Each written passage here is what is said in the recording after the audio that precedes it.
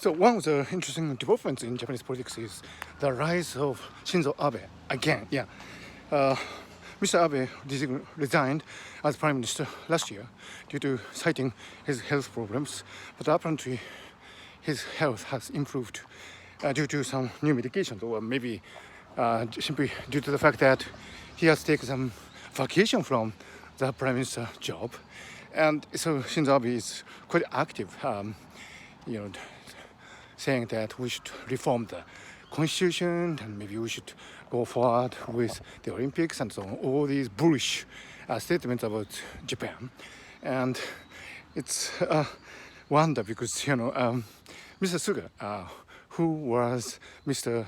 Abe's cabinet secretary, is at the job of the prime minister, and there's no sign of Mr. Suga resigning from the prime minister real job, but Mr. Abe acts as if he is a sitting prime minister. Maybe he is. Nobody knows. I mean, maybe Mr. Suga is listening to what Mr. Abe says and is doing whatever Mr. Abe says him to do. But interestingly, this constitutional revision thing has been Mr. Abe's passion during the whole stages of his political career. So the fact that he's back and pushing forward this constitutional reform is quite interesting.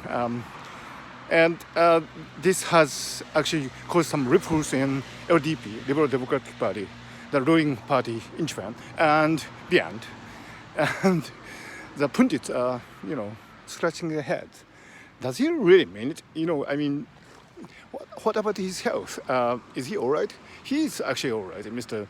Abe, apparently. But the thing is, it's kind of an awkward timing because Mr. Suga is trying to be re-elected in this autumn's LDP leadership contest, and the Tokyo Olympics and Paralympics is almost in the limbo. And this bullish mood coming from the former prime minister is kind of out of tune. But the most amazing thing about Mr. Abe is that he was out of tunes for most of the time during his premiership, but he did stay on his job for 7.5 years. So that's a credit to him, and maybe he can work wonders with this bullish monotone of his. So we'll see what will happen.